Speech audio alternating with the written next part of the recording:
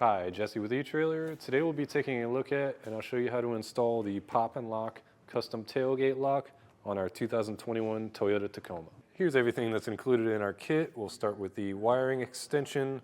This is going to help run the wiring from the tailgate all the way up to the front of the vehicle. And our lock actuator, which will actually lock and unlock our tailgate when we hit the button. And these are our extra wiring harnesses for plugging everything in with fuses and a few zip ties to tidy everything up.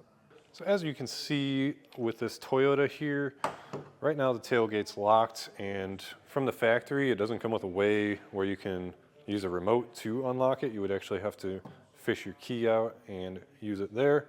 So it's really nice. This adds the ability with your factory fob, just unlock the tailgate and you can open it up. And also, especially with a tonneau cover like this, if you have any valuable items in the back, you want to lock everything up, but maybe you're just walking out from the driver's seat. You don't have to walk around here, get your key out to lock it. You just hit on your key fob and that locks it up. Not only will it keep whatever you have in your bed safe and secure, but it will also keep people from stealing your tailgate. All in all, I think this is a great option to add on to any truck. They even sell a kit if your truck doesn't have any power locks at all. It just wires in slightly different, but the install is essentially the same. And as far as that install goes, they make it super simple. You're just adding an actuator under here on top of the existing lock, then running a wire and plugging into the factory wiring harness. So if this isn't something that you're planning on doing yourself, feel free to check out our dealer locator. However, if you do want to get this set up yourself, feel free to follow along and I'll show you how we set up ours. We'll begin our installation on the tailgate here. I have a T30 Torx. We'll need to remove all of these Torx screws. So I'll just work my way down the line.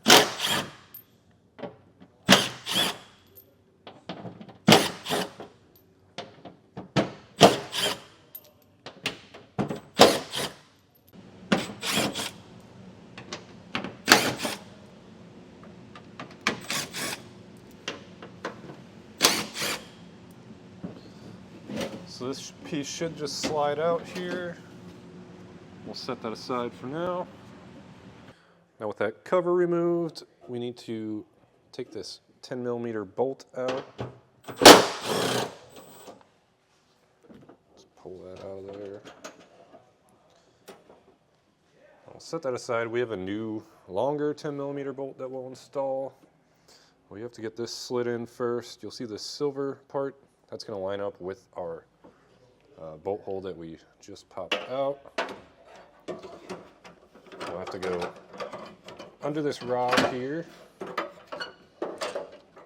This piece kind of wraps around like that. We got that lined up. We'll put our longer bolt in. Tighten that down.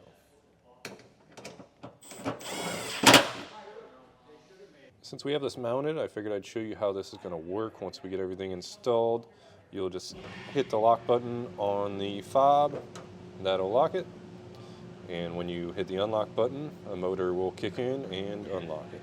Now we can plug our wiring harness extension in to the plug on that actuator there. Just plug in the male end into the female end. For now, I'll just leave that sitting there. We need to pop these clips out that are on the bottom of the tailgate.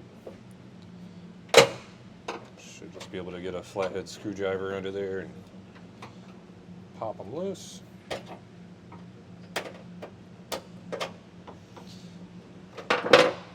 Now with that loose, I'll actually take this clip all the way off.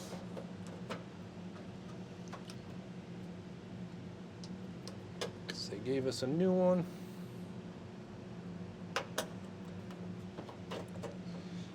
Now we can feed our new harness through that same hole.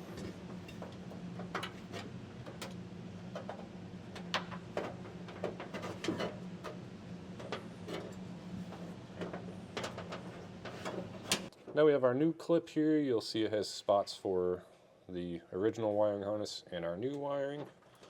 So we'll just kind of clamp that around there. Make sure the wires are in the correct slots. should clip over those. Then we can feed that in to that hole. Before we can get that clip installed all the way, we'll actually have to come here on the bed and pop this one out. Should just be able to get it out with a flathead screwdriver. You really don't have to worry about breaking it at all, like I said, because we are replacing it.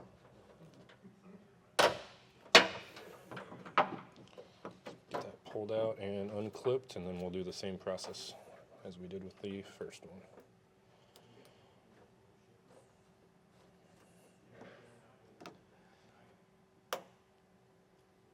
Now we'll have to make sure we feed our plug through the hole before we get our clip in there. Should just be able to slide in next to that original wiring harness. That's how we're going to feed it to the bottom of the truck.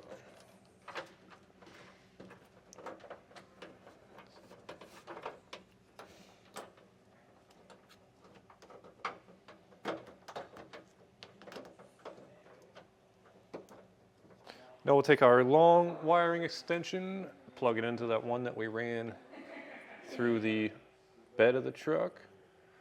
Click that in, and what we'll do, we have to feed this up to the driver's seat. So we're just going to follow this wiring harness here all the way up to the front, then run it up through a grommet into the cab of the truck.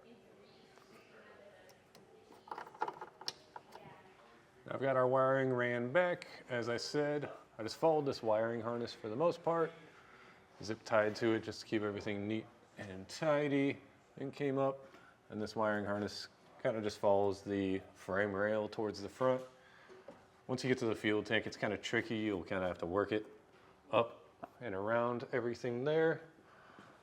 But we just came out here, and that wiring harness, I zip tied it here, then went over our frame rail, and back here, we'll take a closer look. So once we get to this point, we're over the frame rail. We need to work with this grommet right here. You see our wiring harness is there. So should just be able to get up under that. You'll see carpet, and that's right where our driver's seat is. So what I'll do is I'll take a razor blade and cut a hole in there. I taped off this end of our wires, and we'll poke it through and pull it up through the cab of the truck. And then the rest of the way, it'll be easier to just pull it from the inside of the cab. Now we're here in the driver's seat. Our wires should be poking up somewhere here in the carpet. So we'll have to pop up this kick panel. Just get some fingers underneath it. And it should pop right out. And then work your way down.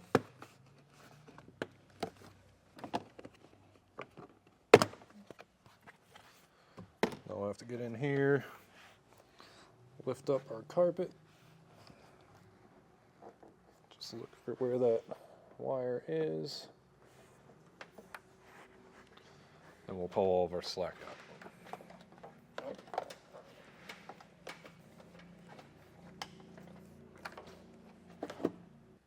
The wiring harness that we need to get to is behind this panel here. So you'll see a little push pin there. We should be able to get up behind this panel and just pop that out.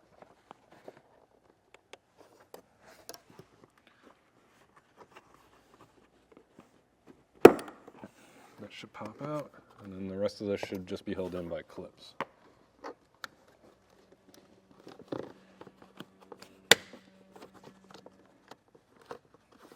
There we go. Looks like it just pulls out towards the passenger side of the car. Now we have our fuse holder harness here. You'll see the plug on this end says B and G. We'll actually take that off for now and take the wires that we fed into the cab. B goes to the, blue goes to the B, and green goes to the G. Just push those in until they click, and then we can plug that back in. Now with that plugged in, we can hook up our blue to our blue on our other wiring harness. These should just push in. And then green to green. We'll only be using the green and the blue wires. This kit comes with 3 other colors, but we'll just fold those back and I'll run a piece of electrical tape over them. Now we need to find our 10-pin plug, which on my model here is this top left one. So I'll just go ahead and pop that out for now. Just push the pin in and pull out. Then we'll take our female end on our new wiring harness, plug that into the male, and plug the other end where that factory plug came out of. We got those plugged in, and before I get all of our wires cleaned up, I'll grab the key fob and make sure it works. Now we can grab our factory key fob and just make sure it's working. You'll see when I hit the lock button, it locks. Unlock, unlocks. So I'll unlock it and we'll close the tailgate just to make sure everything is working properly. So if I hit the lock, it won't open. Hit the unlock, and there it is. And that's going to do it for our look at the pop and lock custom tailgate lock.